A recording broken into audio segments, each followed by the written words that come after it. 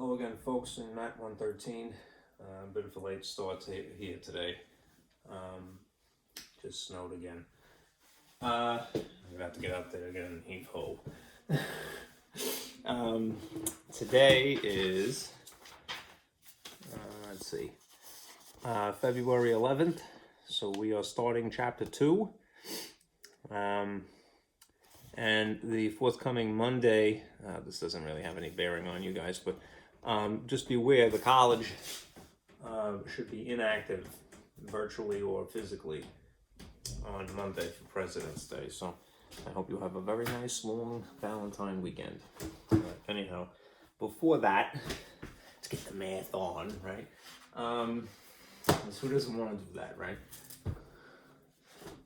You should want to. It's good stuff. It's good for your brain, right? Anyhow, the last test, you may have noticed I gave you credit for that.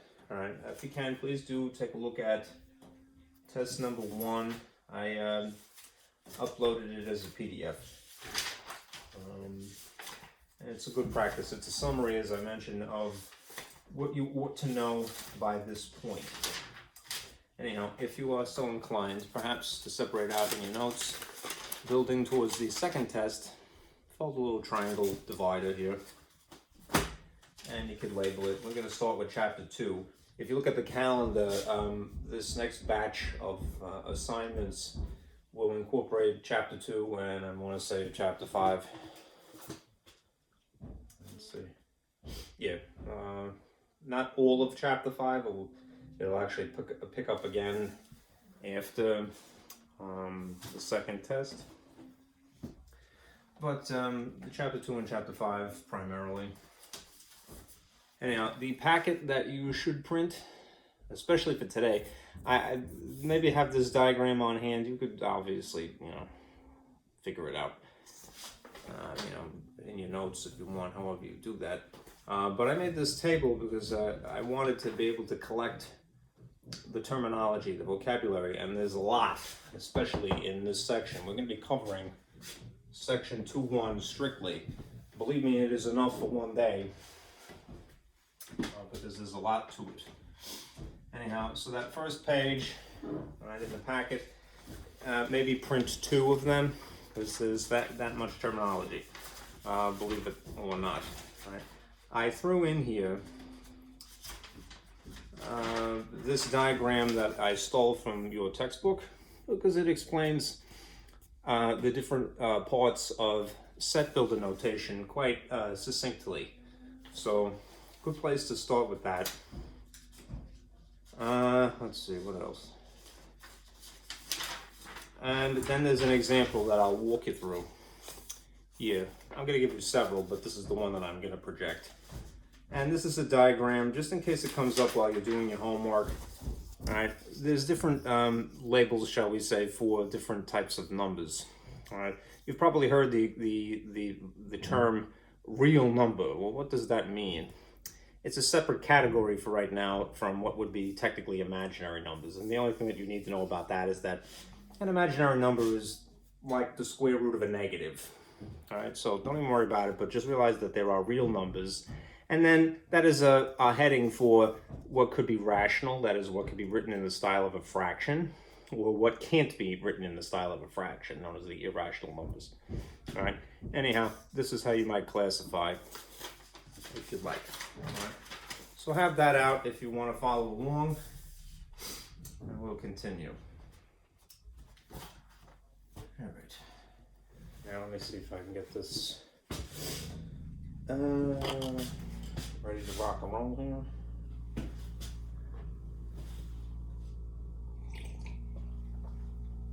My neighbor next door, rather my landlord, he owns the building next door, so if you hear any rumbling, jackhammering, they're renovating. Anyhow, among other things, mathematics cultivates an organized mind. So if you're gonna love it for anything, right, love it for that. It teaches you to basically collect and to organize things, right? And how do you do that? Well, you use symbols a lot and abbreviations, right? That's really why I want to project this thing, right? We're we're gonna remember this phrase. You've probably had, like, when you were a kid, and you would monitor the commercials that would pitch to you, right, for whatever your interest was. Right, they would say, collect the whole set. All right, you may collect decorative bowls or whatever. Collect the whole set. That term set, all right, will be used a lot in this chapter. That is the name of the chapter. Now, in Math World, that's what we do to start with. All right, we collect a lot. So let me fire up the projector here, and we'll get going. It's a little slow. I have to adjust the lights and see how this goes. I didn't plug it in again, Ziggler. There you go. I'm going to have to scoot this over to there.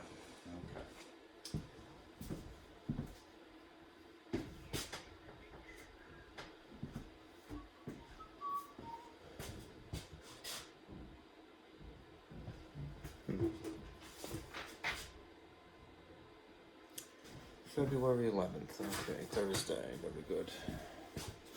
Alright, on my desktop I have this PDF which I'll use, and that's sufficient. Alright, can I zoom it a little bit? I'll make it enormous. Okay, that's good. Now, alright,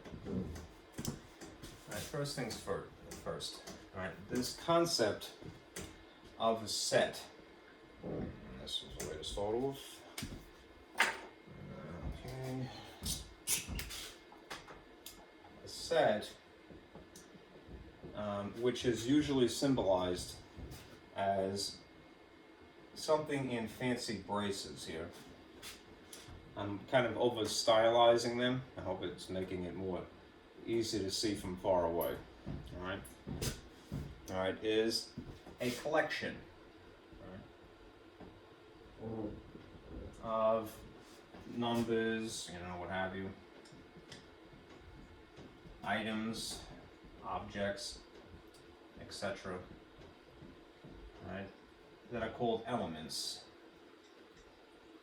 So what you would see is basically something written in here.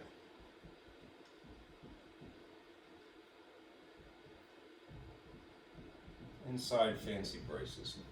Okay. Then there is that phrase that I just mentioned, an element.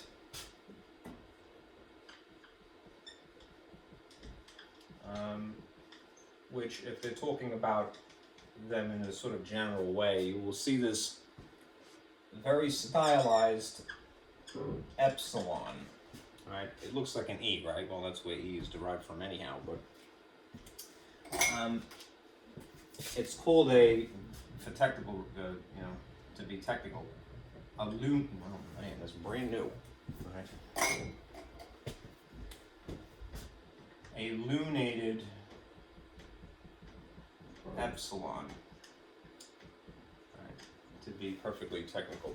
Lunated as in shape like the moon, because it does sort of look like the traditional cartoon that we have of the that curved sort of banana shape that is the moon face, right? A crescent moon. Anyhow, you would refer to it as lunated. It just means that it's stylized in that particular way. Right? An element is any content. I hope that this is visible. I don't think it is. So I'll put it in blue, reluctantly. Any content. Hopefully that's a little bit better. Content. Alright, of the set.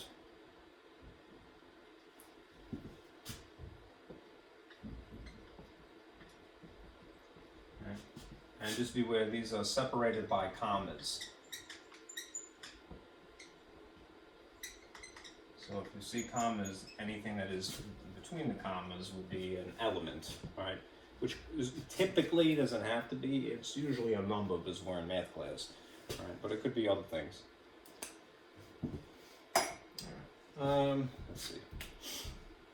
Then there are these symbols, which are, you may have seen them in other courses. Ellipses, right? They are specifically 3 periods in sequence. Right? And this is used to indicate a pattern.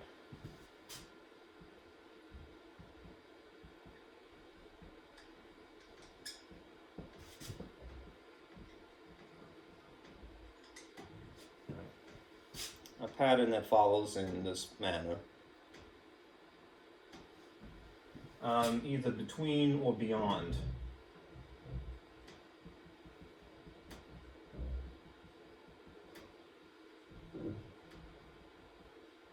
Wherever you left off writing. Okay. Since we have established this lunated epsilon symbol, there is in fact another one with a sort of cross-out symbol. Right? This is called not an element.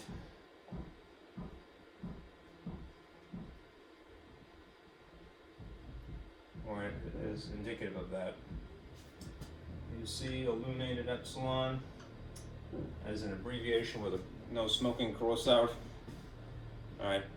It just means literally that. It's not an element. Yeah. Now there's one thing I want to bring up. A phrase used a while ago, which will be increasingly more important now. The natural, you already technically are aware of this, but it warrants repeating. Natural numbers. Natural numbers are abbreviated by a large capital N. All right, and this refers to what are sometimes alternatively referred to as counting numbers, which to me is one of those things like, you know, that doesn't really help when you say something like that. What does it mean? It means the things that you would intuitively, the amounts, the quantities that you would intuitively count with your hand. Right? Counting numbers are intuitively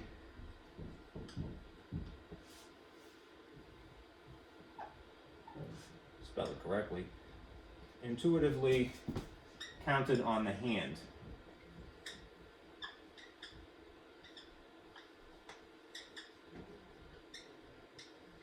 Right? What would you intuitively count on your hand? 1, even if you don't start with your thumb. 1, 2, 3, 4, 5, right? 6, 7, 8, 9, 10. Notice that the one thing that you don't count intuitively is 0.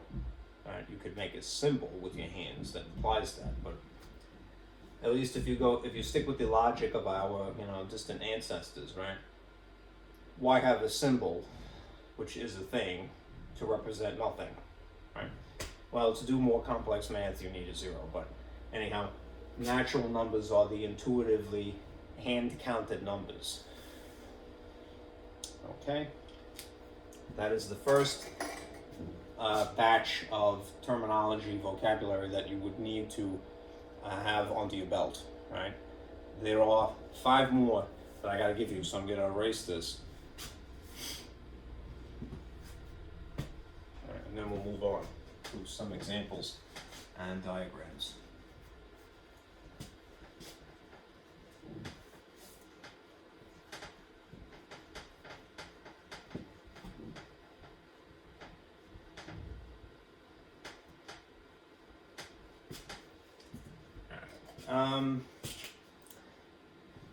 There is this concept, a cardinal number, which whenever I hear that, I always think of somebody with a red hat, right?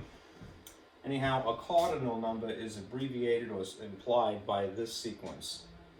Doesn't have to be the letter A here, but it is often a lowercase n, and then a parentheses, and then a capital letter, which usually refers to a set. This is the set label. right? And this is a lowercase n always, right? It is literally the number of numbers.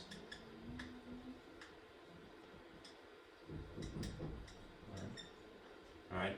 That is, this, in other words, how many elements are contained in this particular set, whatever the set is.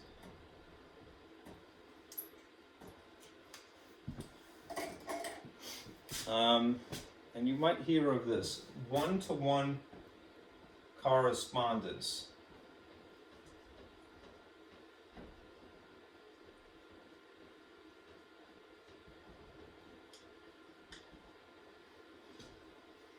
When you hear that phrase, one-to-one correspondence, that can be abbreviated like so. When you're comparing two sets, one to another, like so, in terms of their cardinal number. So the cardinal number of set C as compared to the cardinal number of set D. And that is not the individual parts, but just how many there are of them. So when that situation occurs, when the cardinal number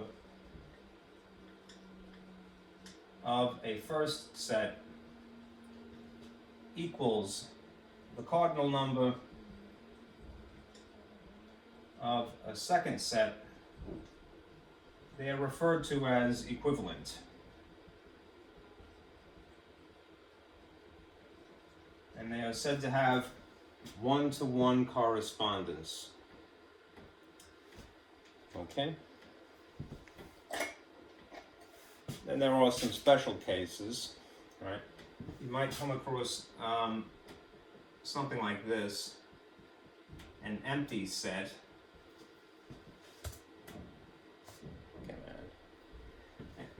It moved. That's peculiar. I didn't write that out of whack, did I?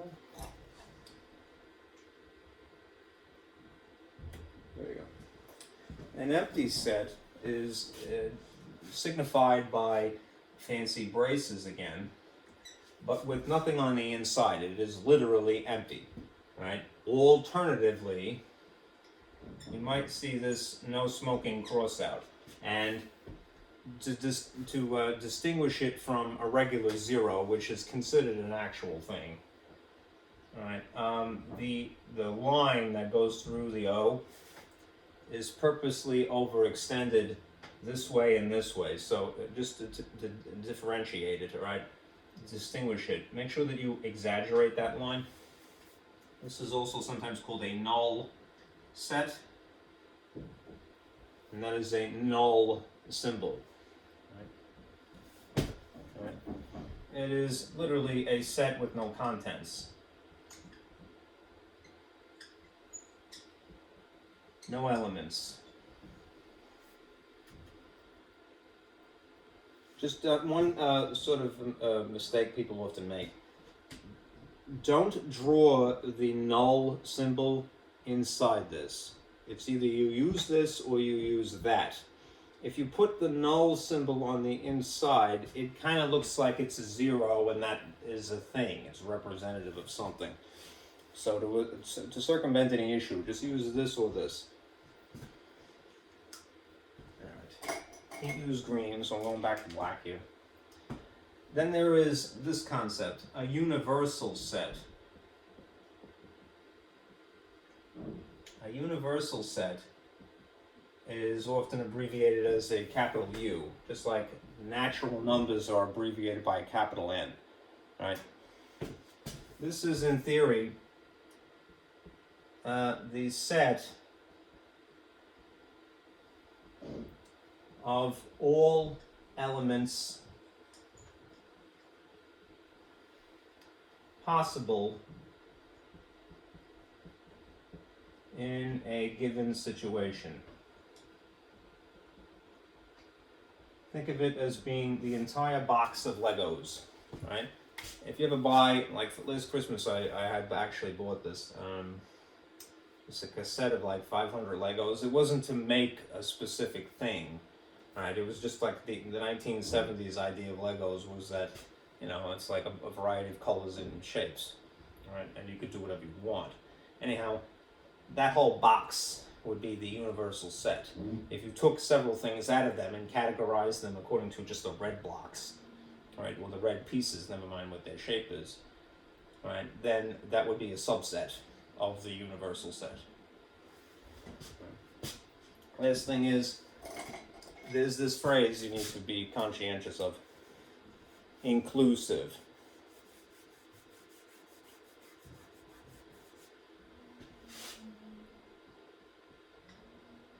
This is used to concisely explain instruction. Right? Often you'll see it in the context of, I'll put this here as part of quotations, between, if you see a sentence that says between 2 points, so I'm going to be general and say A and B, inclusive. If you see that in context, it means that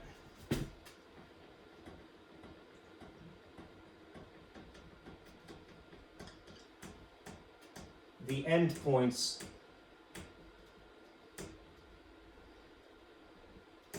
are also incorporated.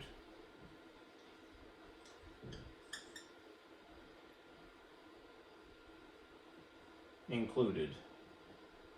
Same difference. In the set. If somebody just simply said between A and B, tell me all the things between A and B, as a technicality, right, it would mean that you would not include A and B because they're not inclusive. If they say this phrase, though, it means the endpoints are also incorporated into whatever the set is. Right. All right, so that's like 10 phrases or terms that would be good to recognize, or at least have as a reference, right, moving forward. Make sure I covered everything. Looks good. All right. Let's move on.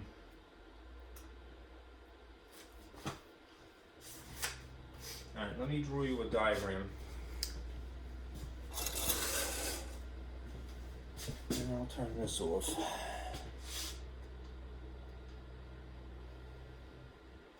If you're wondering, why don't you just title it Ziegler?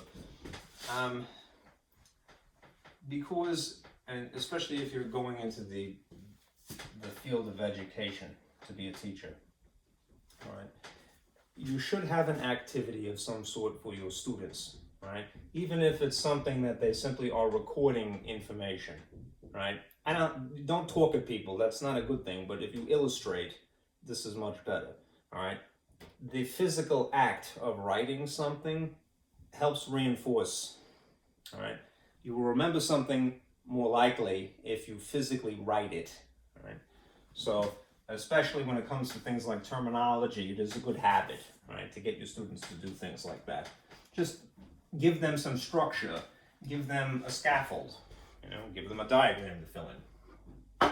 Teach them how to be organized, all right? Again, if there's any reason a person should love math, really, all right, it's that it teaches you to be a linear thinking, organized person. So when you have students, encourage them to have a hobby of some sort. If they collect something, coins, cards, whatever that happens to be, all right, that will condition their brain to basically be ordered, right? We don't come all born being an organized person. We're made that way.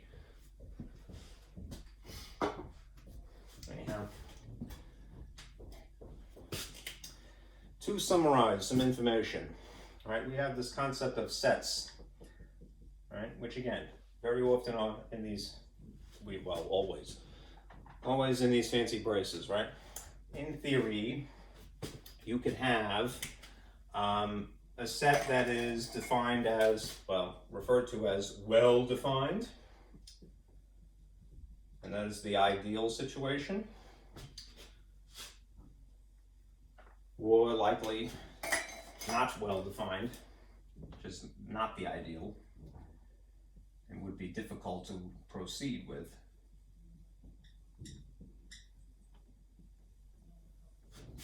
Right. Red is going to die here.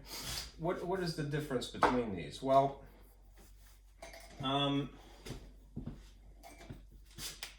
again, well-defined is the ideal situation. You want things to be well-defined, right? You don't want them to be not well-defined, right? Sets that are well-defined are objective, right? And what does that mean? It means factual, right? Things that are facts are not open to debate, right? There's no such thing as alternative facts, right? That's somebody who's just, putting spin on a situation. Not exactly lying, but sort of bending truth, right? Facts are indisputable. They are objective, right? The fact that there is a sun is indisputable. The fact that there is a moon is indisputable, that we breathe air, right? Things like that. How you feel about something is subjective. And a set that is not well defined, I'll give you an example of, would be something that is opinion. Right? One has to separate opinion from fact. Opinions are debatable, right? Facts are not debatable. Right? It's very important, especially for a little kid. Make sure that they understand that distinction. That some things are concretely true, all right? It's not that what we know won't evolve over time, all right? But we must start with what is concretely true, right? When we're trying to talk about something organized in math world here. What is fact can be clearly determined.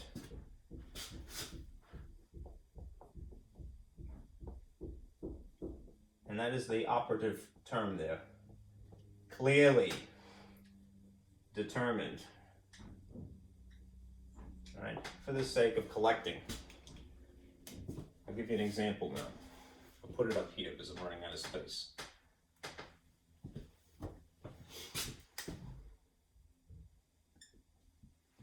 Right. The set of letters in the English alphabet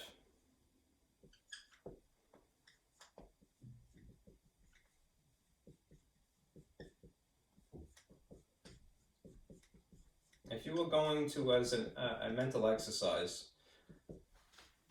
arrange the set of letters of the English alphabet, and you would incorporate these fancy braces to do that, all right?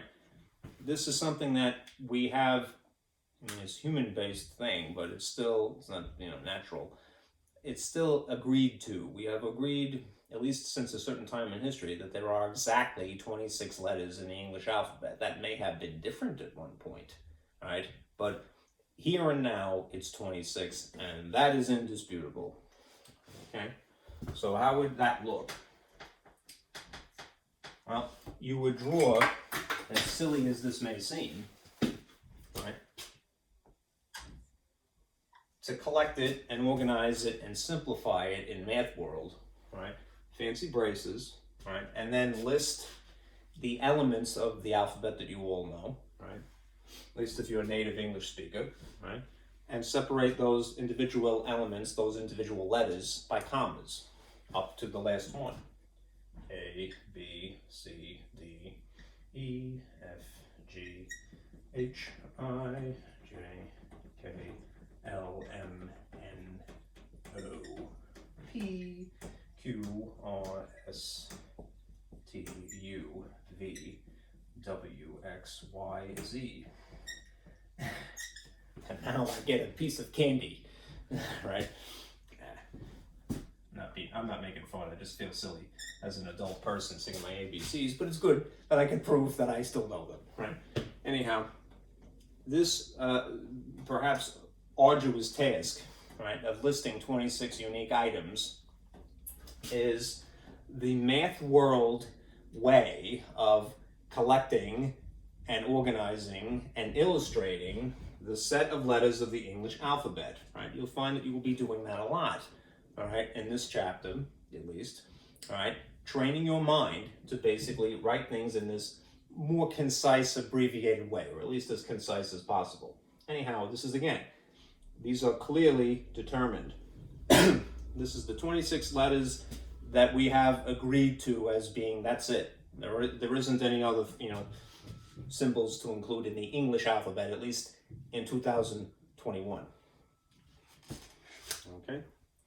Now, as an example of what would be not a well-defined set, which is, again, not the ideal situation and you really can't proceed, all right, would be this.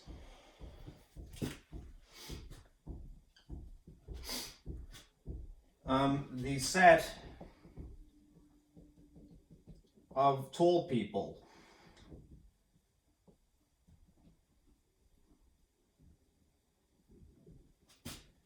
Even if you get so far as to put fancy braces down on a piece of paper, it's arbitrary, it's arguable, it's opinion, it's subjective, right? We can't really agree, all right, on who is tall, all right? Yes, clothing manufacturers have conspired to go, all right, this is what the size is, all right, of a certain person, all right? The people in the NBA are referred to as tall, right?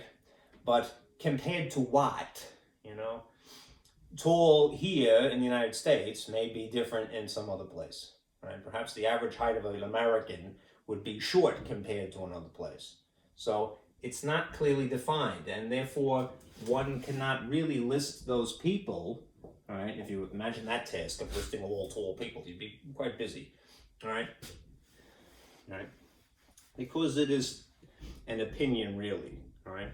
Unless, as in the case of the English alphabet, the world population, all right, got together and had a vote and said, you know what, everybody who's exactly 2 meters or tall or higher, those are the tall people. And anyone who is under 2 meters is not tall, right? All right, unless the world agrees on that, and even that would be temporary. It would be the date of when you agreed to it, all right? It is still subjective, all right? So we want things that are factual, right? Things that are clearly defined, all right? Things that are objective, well-defined when we're trying to organize a set, okay?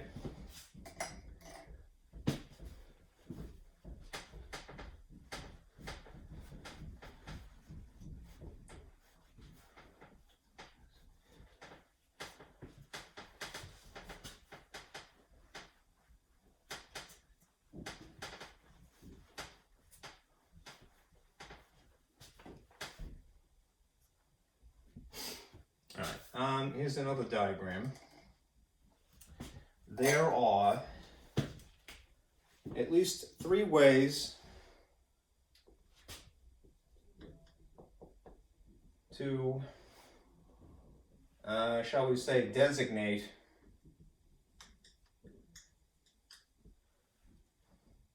a set.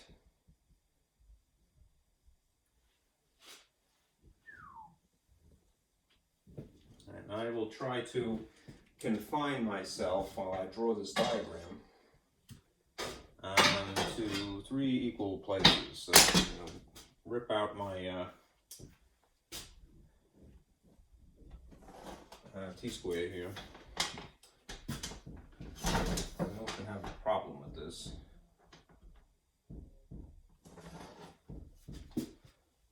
Keep myself sort of locked into one of these 3 places here. All right. Now, you could refer to a set of things, of elements, all right, by description.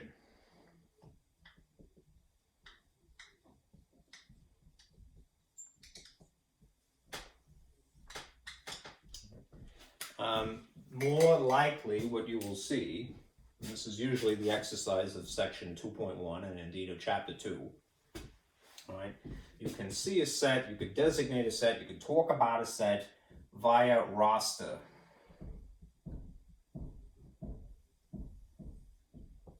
Okay, and then there's this sort of fancy way. I hope my green will cooperate now. No,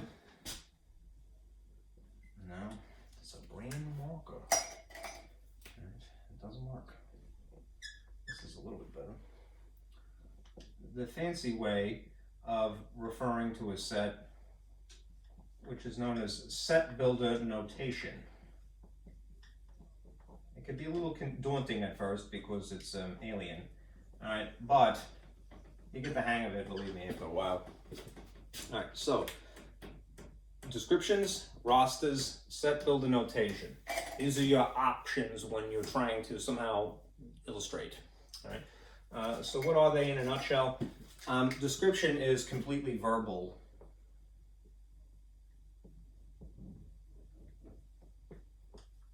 All right, which means that it's, you know, whatever language that we're using, right?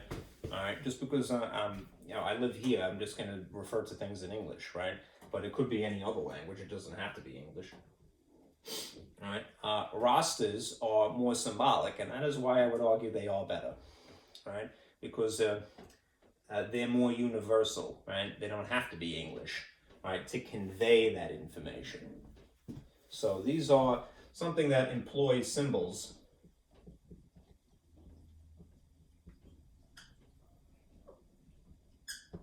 Right? Mathy, for lack of a better phrase, they basically list. They're lists. Right? When you see a roster, so a bunch of commas.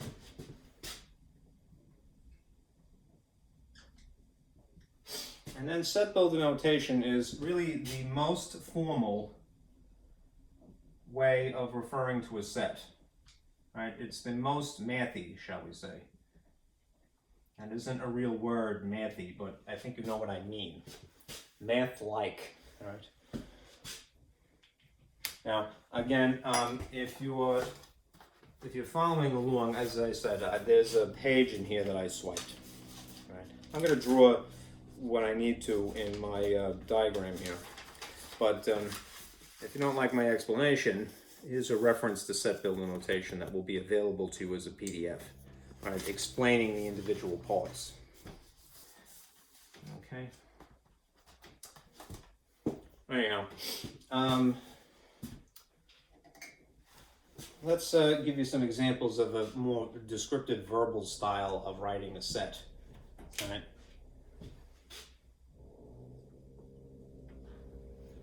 Right. The set of planets in our solar system.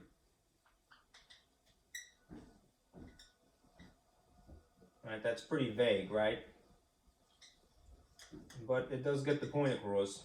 Right? The set of planets in our solar system, not some other solar system, like, you know, another solar system. Rigel, you know, I suppose is, if that's the legit name, Rigel. Let's see, that's a star, I want to say, right, Rigel. So the planets around that star would be its solar system, right?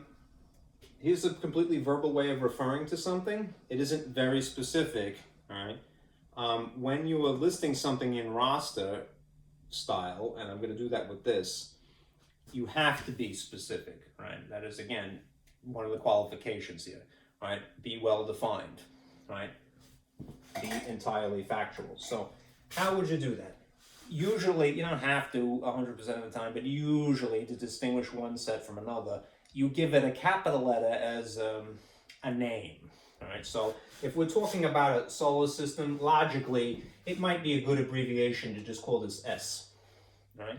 And then you say S is equal to whatever you list are the individual planets of our solar system. Now, I'm going to be a real good little geek, right, and put them in order from the sun.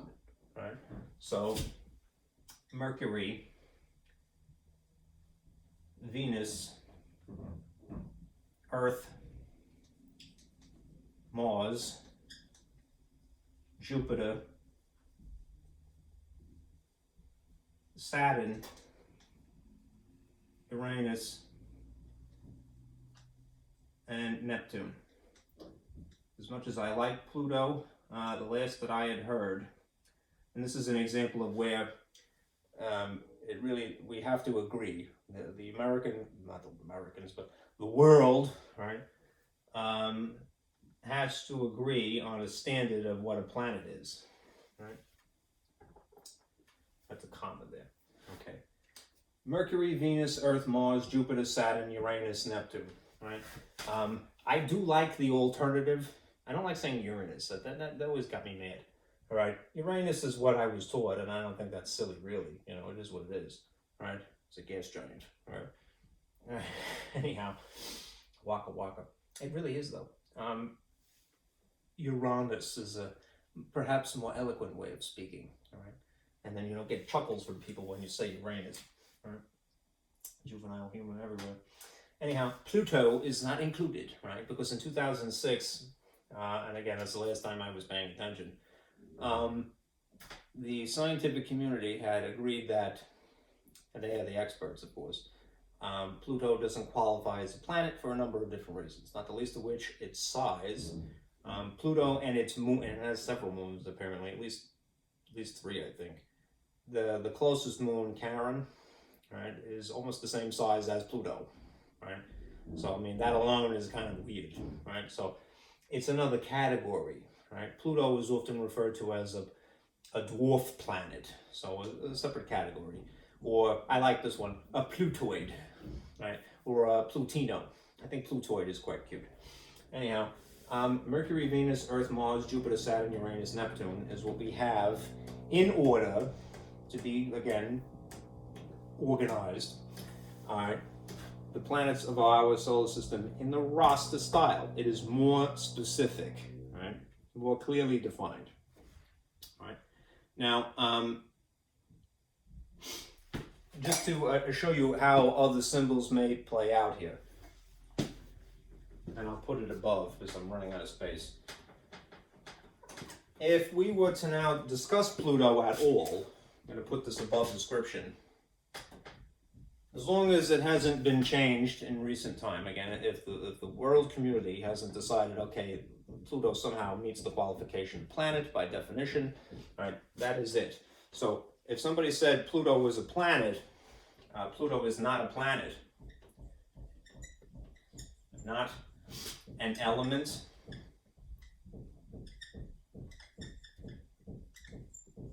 of S, right? A more concise, less verbal way of symbolizing that, and I hope that that is in the frame, right? Pluto is not an element, would be like so, right? You could write Pluto, epsilon with a cross out, and then the initial, that is the name of the set. Pluto is not an element of set S, right? Is a more concise way of saying that Pluto is not one of the planets of our solar system by the definition of a planet, right? It is less verbal, it is more symbolic. Okay.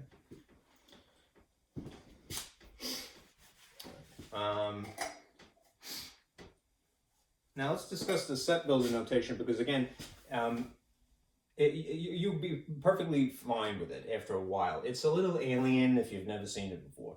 It is, again, think of it as being the most formal, most mathy way to refer to something. So it's sort of like you took something and you mounted it to a plaque and went, ah, light coming out of it. Behold the wonder, right? It's very fancy, right? There's a model that goes with this, right? I need some space, so I'm going to erase this stuff that is adjacent.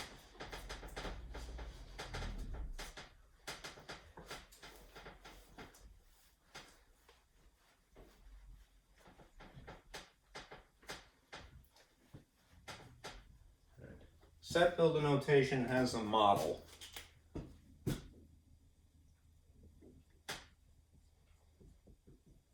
And it looks like this.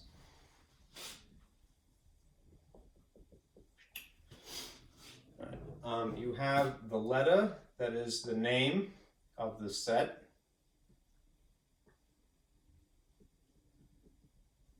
right, an equal sign, and then the fancy braces. Minimally, you will see these symbols, right? Fancy braces, and then this straight line like so, right? These translate to something in English, at least I could convey them, all right, as such, right?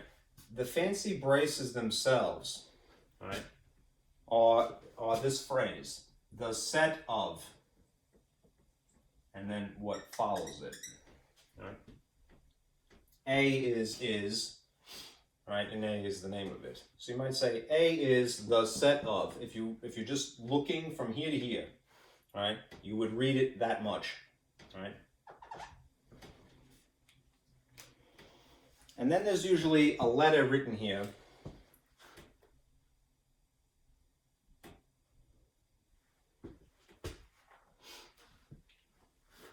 like X, and you would write that as the set of all elements of X, whatever the letter is. It could be Y, it could be P, it could be happy face, all right? And then there's this line, such that. And then it describes the conditions that have to occur unique to the problem. So whatever conditions are written here,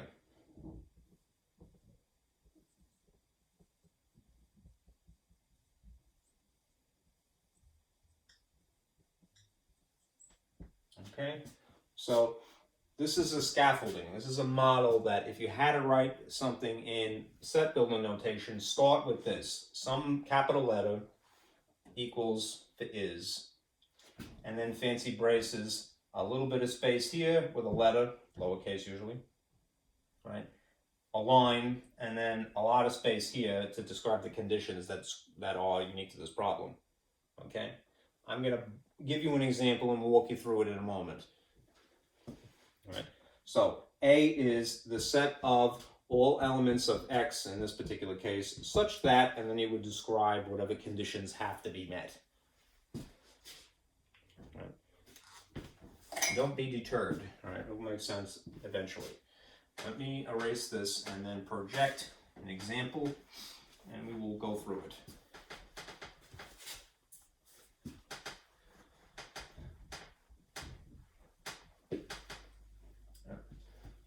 Let's see. Turn this back on, and I will move the curtain.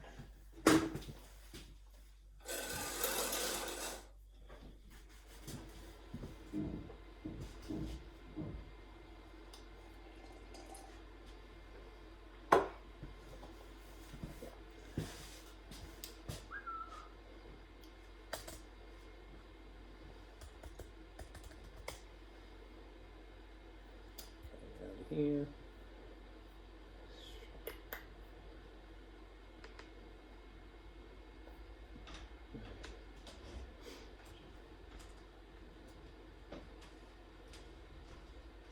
Okay, let me back off a little bit here. And translate into set builder notation. All right, so, yeah, I hate that. Okay. E is the name of the set, right? So you would say E to start with, right? Is equal symbol, right? And that is like true pretty much 100% of the time. The set, right? So I'm going to start with fancy braces here and here, and and a line in between favoring this side, and there'll be something we have to write here and something that we have to write here. The variable, right, and the conditions.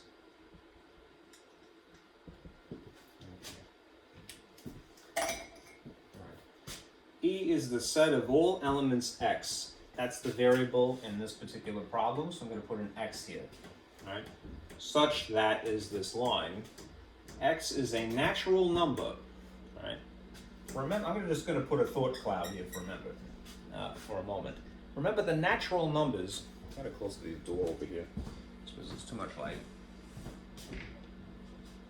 The natural numbers are, again, the counting numbers. So without going into anything formal, all right, here are the natural numbers. 1, 2, 3, 4, 5, and it goes on and on and on. Right? I really should use 3 ellipses. All right? They're whole numbers. Right? And at the same time, the second condition has to be met, greater than 10. So let me expand upon this list of the natural numbers. 6, 7, 8, 9, 10, 11, 12, 13, 14, 15, it goes on forever and ever. And you can't possibly write them all. That is the point of the symbols and the abbreviations. You can't possibly write something that is infinite, right? You'd never finish, right? So anyhow, bear this in mind. I'm going to leave it there. And let us see if we could, instead of writing something as a roster, which is akin to what you see here, right, we will use something that is more concise but still gets the point across. So we have the word and in here, and that will actually be important in a few minutes. I'm going to stick that in here as meaning that there's one condition and then there is a second condition. Right, that has to be discussed.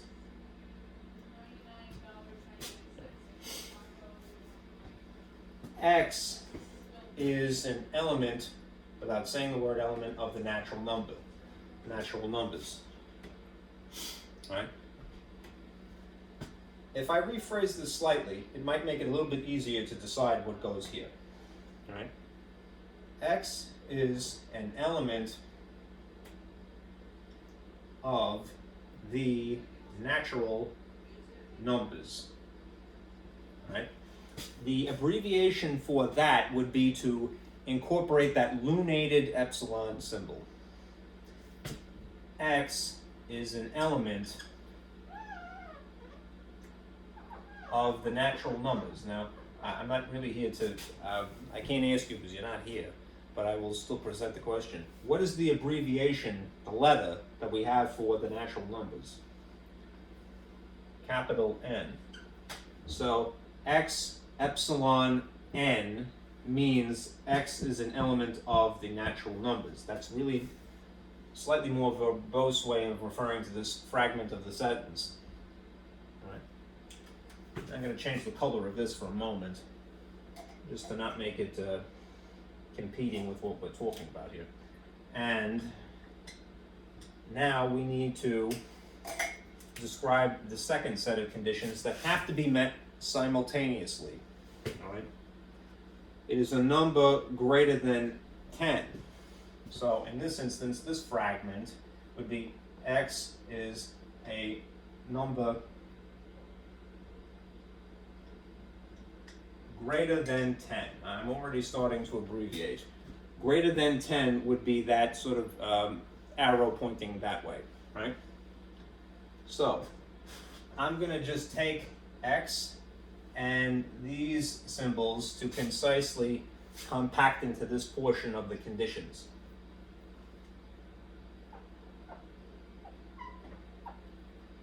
X is greater than 10. Right?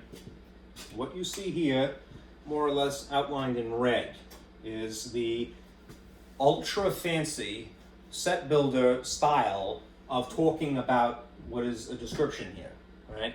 If when you find that you're doing this, that you don't get it as concise as you see the answer, perhaps if you're checking solutions, right, in the back of a textbook, that's cool, right? Don't feel bad about that, right? That's why they're there, right? If you feel like you're not quite getting it right away, it comes with time. You learn to, you start to think more concisely, right? So that is a long-term goal, right? But anyhow, this is what you should have for this problem. All right. E is a set of all elements of X such that X is an element of the natural numbers and simultaneously X is greater than 10. Now, if I were going to go one step further and to actually list those things that meet those criteria, right, then I would have a roster set.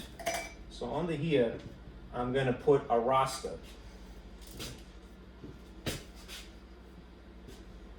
going to erase this because it's getting a little bit messy.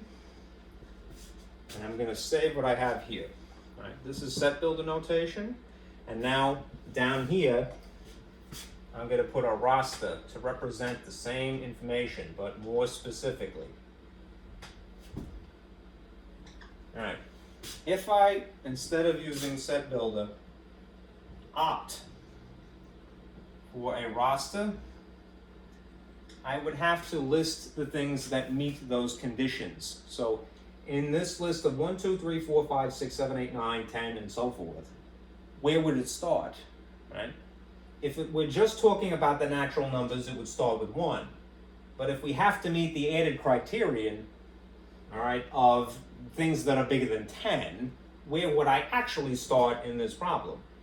I would start here, and everything before it would no longer be included. So I would say, all right, pardon me, I'm going to start at 11 technically, but I'm going to start looking here because I'm comparing to 10. I would have to include 11, comma, 12, comma, 13, and then maybe put some ellipses in here, all right? Do you have to use that many? No, but I would just establish a pattern in an obvious way to another human being. Do a few, maybe 3, all right? 11, 12, 13, and then draw the ellipses, all right? Because what's greater than 10? Infinity. You can't write all of them naturally, all right? This is the set builder ultra fancy way of talking about the situation. This is the roster method, which is a little bit more obvious because you're trying to be specific, right? More specific. Okay. Let me turn this off. All right, and I'll adjust the lighting again.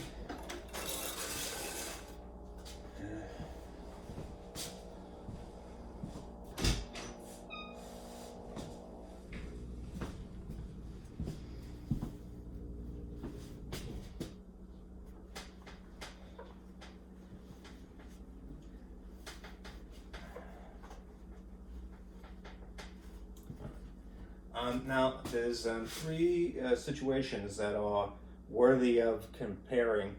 Let me give you sort of a diagram again, all right, for these 3 situations, these contrasts. All right, and I'm going to pull out this thing again to confine myself onto one board here.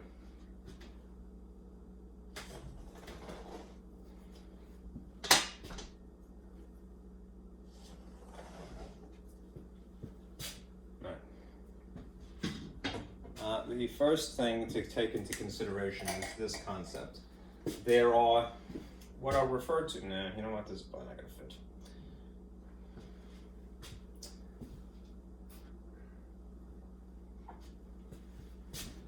There are intersections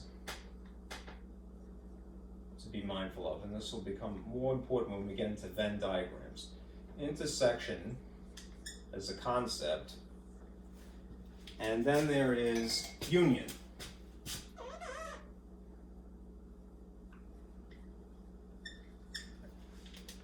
And I'm going to say versus because there are differences that we should acknowledge. Right? An intersection is implied a lot of time. They won't say the word explicitly, the intersection, by the word and, as in the last example. If you see the word and anywhere in some verbal gobbledygook, know that you are talking about this situation here, intersection. If you see the word or in context, right, you're speaking about a union instead, right? There's a symbol for that, you know, like we used to say, 10, 20 years ago, there's an app for that, well, there's a symbol for that. And it's sort of this horseshoe shape. And in the case of union, it's more intuitive. It looks like an actual U. Okay. And what it means is that you're looking, or that you want an overlap only. And that, the key phrase there is overlap. Right? If for some reason when you're working through a problem and you can't establish an overlap, it means that there isn't in fact an intersection. Right? When you're discussing a union, what you want is everything that is possible, or everything from, for lack of a better phrase, both sets. Now, both implies two sets, but it could be three, right, in certain situations, right? But just to get your feet wet, let's stick with that. So you want just an overlap, in this case, and you want both, everything from both sets in this case. Okay? That is the first comparison, right? Contrast. I'm going to erase this because I really do need the space. I might move this over a bit too.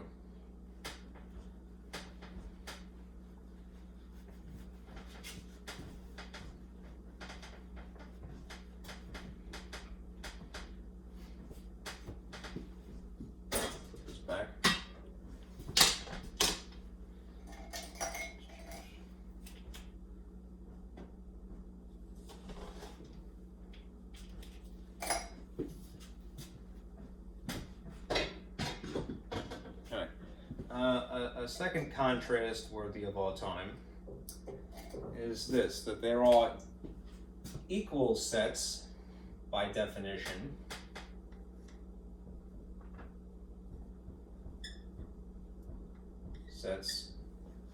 and then there is something that is suspiciously similar sounding, which is equivalent.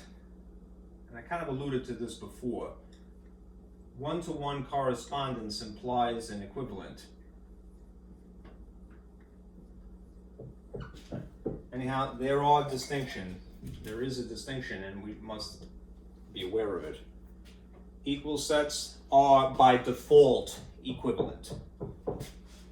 Also, right?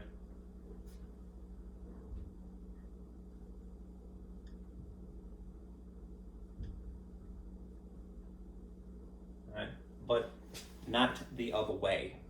All right, this is a little bit out of the frame. Equal sets are by default equivalent. They're more. This is a more strict criteria, right? But not the other way, right? Not necessarily. All right. Now, how is that symbolized? Usually like so.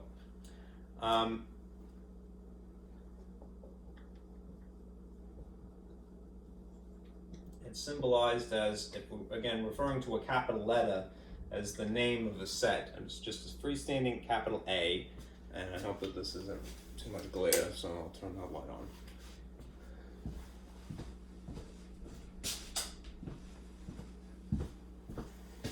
All right, A equals some second set B.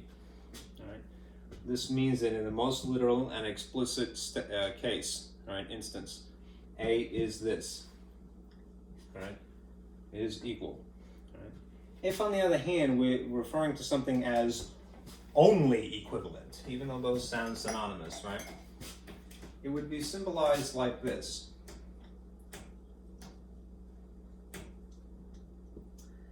Lowercase n, A in parentheses, and then a second set, in theory, that it's being compared to. Remember, this is the cardinal number, which is not the contents, it's how many contents there are. So let's make this distinction, right? When two sets contain exactly the same contents, the same elements, both in terms of number, the amount of them, and what they actually are. Right? When two sets contain exactly the same elements, right, you have an equal set. Again, this is stricter criteria, a stricter requirement. Right? When two sets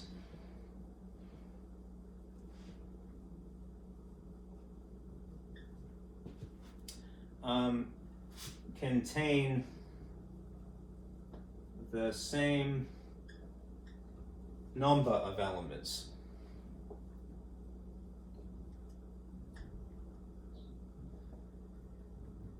right?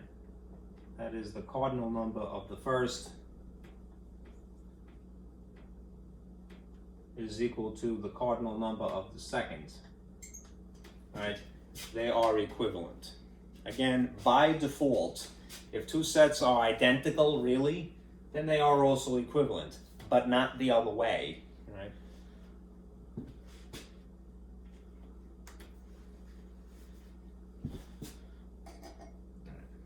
One more of these contrasts, and then we'll move on to examples. Two examples. Okay, I believe it's two.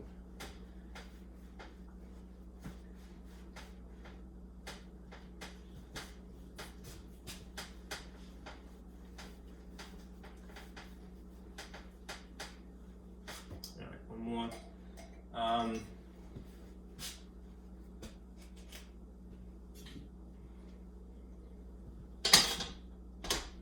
Overkill, but nonetheless, I'll do it.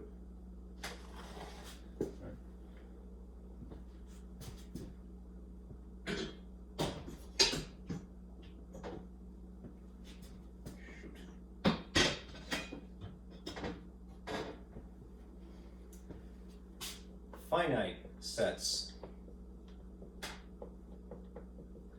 There are finite sets, and then there are infinite sets.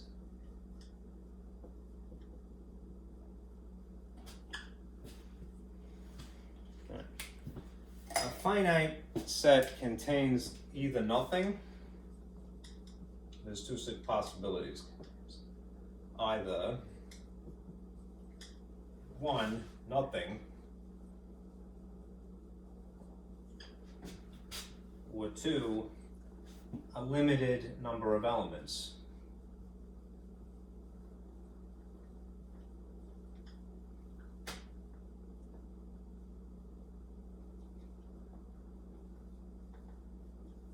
Right. Things that are finite are limited. Right. It will end. It is an obvious end. Remember, a nothing, an empty set is symbolized that way, or the whole thing is just null, we would say. Null. Right. An infinite set is limitless, to use that phrase. So it would contain an unlimited number of elements.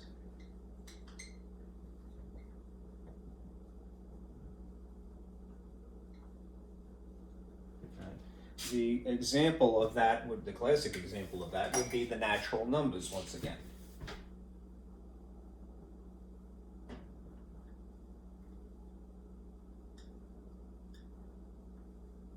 Unless somebody gives a second criterion, all right, the natural numbers will go on and on and on and on, right? And that again is indicated by ellipses usually because you can't write all of them, right? Remember the example from set builder notation, there was a second criterion, right? Which means that it truncated it, right? Or at least it started it in some place. Right?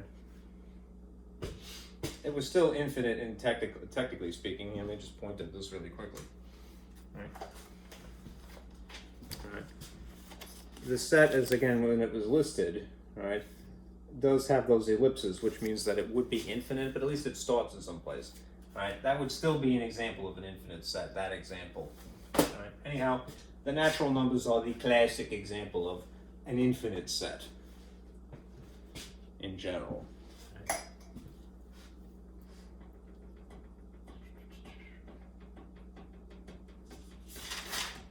Let's do a couple of examples and then I'll stop. We're doing good.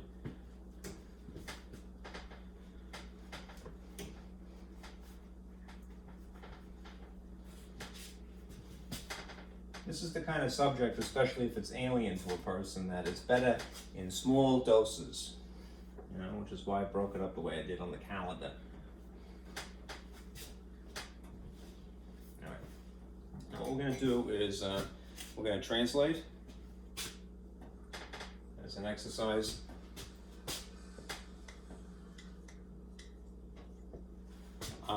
From what is a given roster to something in set builder notation. Right? Here's the actual roster. Yeah, maybe I'll do that again.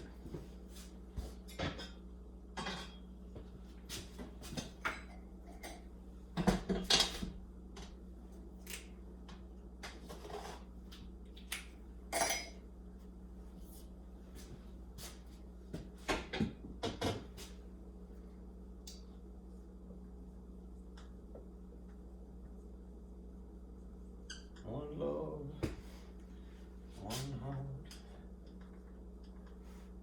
Let's get together and make set builder notation. Okay. Bob Marley would never sing about that, or maybe he would. You never know. All right. I think he was a groovy dude. I'm sure he didn't mind. All right. Anyhow, stick to the nasty. Given, and we're going to convert again to set builder notation. Okay, this is what we have to work with. All right, let us decide a couple of things about them. All right, what are we working with here? What are these?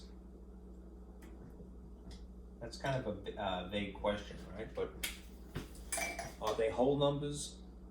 Right? Are they evens? Are they odds? Whole, even, odd.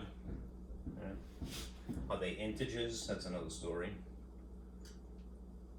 Try to decide when you're given a spew, you know, an array of numbers. Right? They're not all even, right? They're not all odd. The odds would be 1, 3, and 5, right? And the evens, at least that are here, are 2 and 4. Thankfully, it's finite, right? Are they integers? Do they have a negative or a positive? And they're all positive, apparently, but they didn't bother to specify. And there's no 0 either, which would also technically be an integer. The closest criteria that we have, all right, rather the closest description that we would have, is that they're whole, all right? And they also start where? They start at 1. So if they start at 1 rather than 0, they're probably the natural numbers again. Okay, cool, right? If these are the natural numbers, then we could work with that symbolically. The natural numbers are abbreviated by what letter? Capital N, right?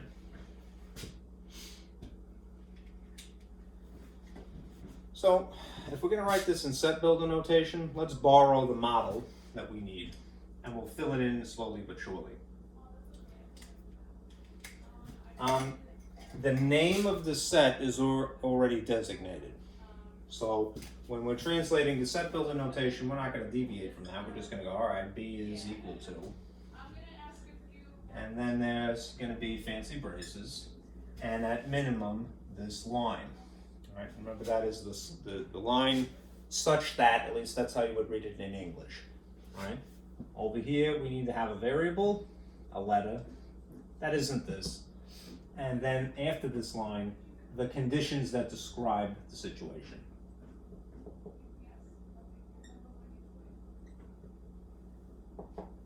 Okay? So, I would just kind of stick with the model. If they don't give you any variable to talk about, then just stick with X. And we could read this much of it so far. We would say B is the set of X's, right, such that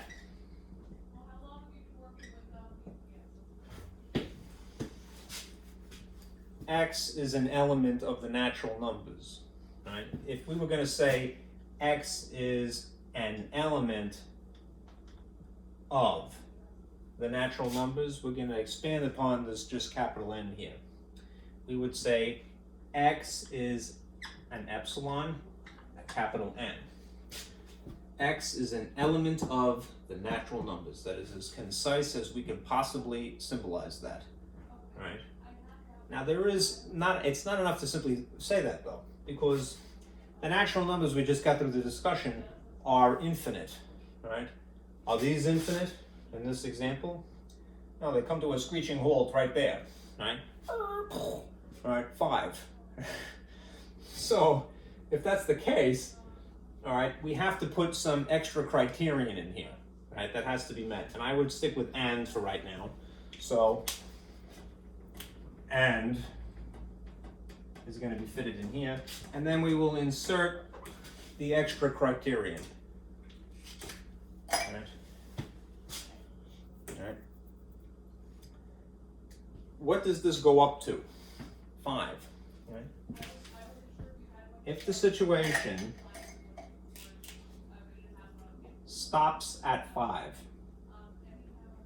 that means that we're going to need to compare to something. Now, unfortunately, we're going to have to compare to a number that isn't actually written here.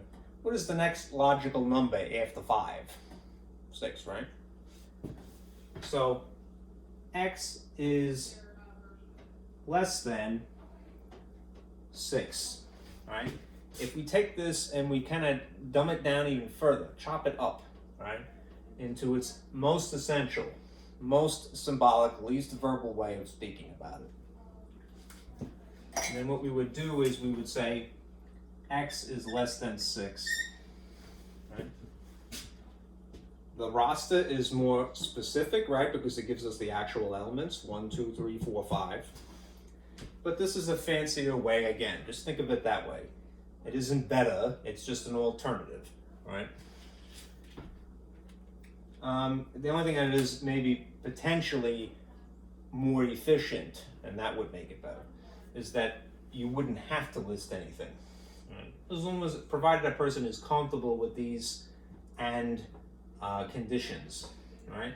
B is the set of X's, you could say all X's if you like, such that X is an element of the natural numbers and simultaneously, because they both have to be met, X is less than 6. Okay? It takes a little bit of getting used to, right? Because it's a little alien, right? Let's do another.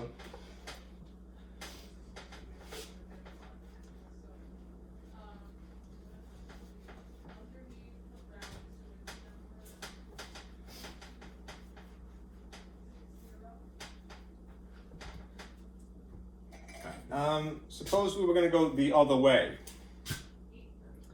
From set builder to roster. Right? This is probably a little bit easier. I don't want to really talk you out of it one way or another. Let's say that you're starting with the set builder notation. All right, and we're going to convert it to a roster.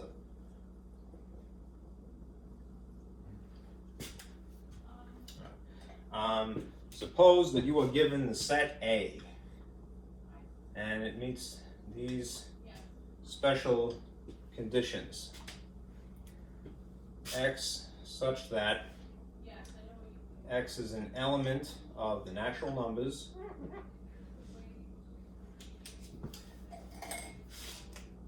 and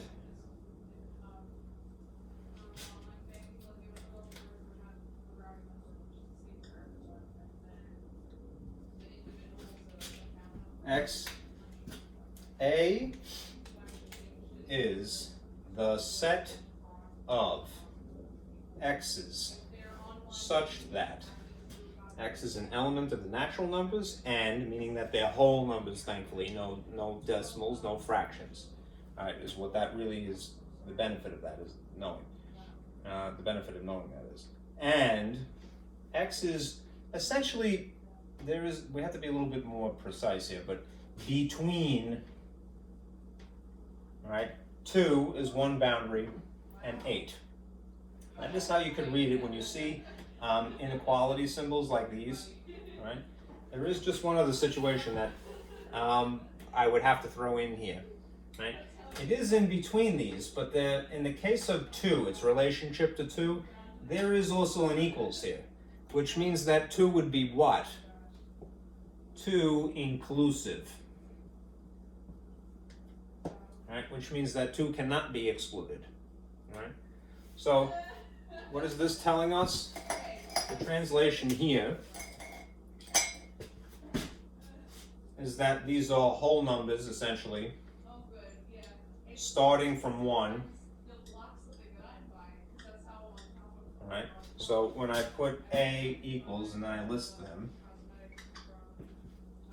and then instead of starting from 1, because the second criterion here is that we're actually going to start at 2, here are the natural numbers: 1, 2, 3, 4, 5, 6, 7, 8, 9, 10, and it goes on forever and ever, right? These are natural numbers. If it was just this condition, we would start here at 1. But since there's a second condition that has to be met, we're starting here. So in our roster, we're going to put 2, comma, and then go up to a certain point. This is, again, this extra condition here is stating that the value of x is between 2 and 8. Now it's 2 inclusive, so I must include that. But in the case of 8, there is no equal sign at all. So 8 is not inclusive. So we're going to go basically up to 8, but not included. So I would take 2, I would take 3, 4, 5, 6, 7, and then stop right there. 3, 4, 5, 6, 7. And that would be the roster in this particular case.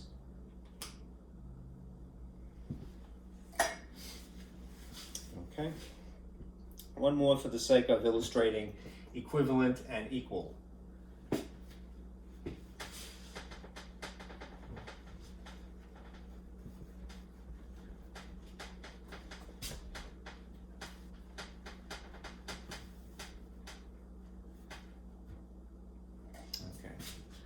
We will decide whether the sets are equal or equivalent.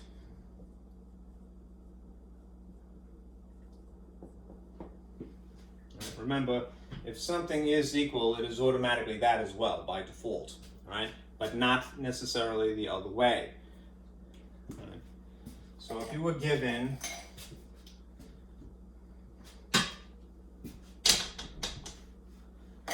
this situation and then this other situation,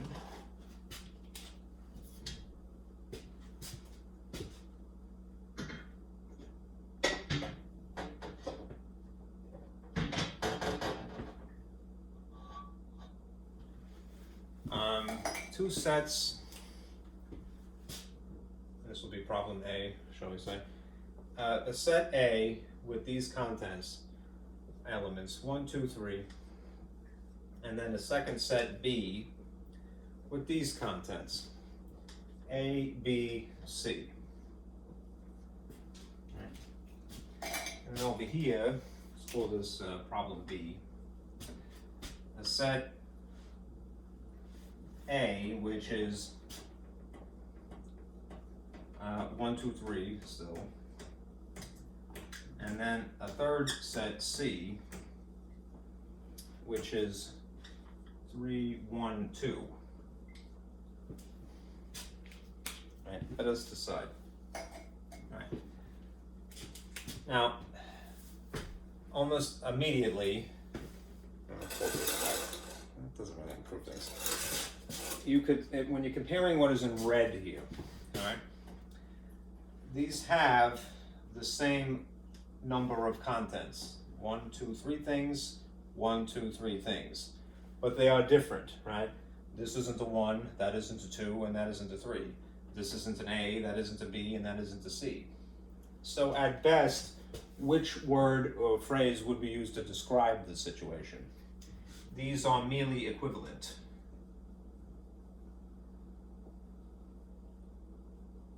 Right? Because they have the same cardinal numbers. Right? You might say, if you wanted to get fancy, the cardinal number of A is equal to the cardinal number of B. Right? What is the cardinal number specifically? It's 3. 3 equals 3. Right? There's 3 things here, and there's 3 things here. It just coincidentally happens to have an element that is the same name. Right? Over here, right, you see that they have one-to-one correspondence, right, in the order that they're given. There's 1, 2, 3 things from set A. We already established that. And then there are also 1, 2, 3 things in set C. All right. So they already do have equivalence here. All right. But what would be the best phrase to refer to them? Right. Equal or equivalent. These are they are definitely equivalent. All right. They have the same cardinal numbers, but they also have, and this is more important, exactly the same elements. So therefore they are equal sets.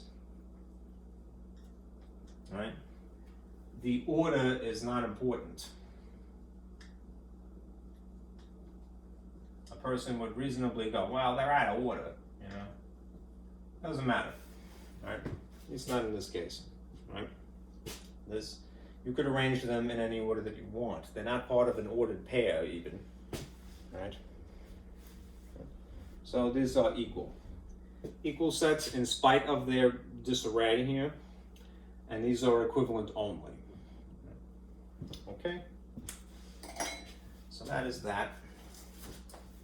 Let me remind you of a couple of things here.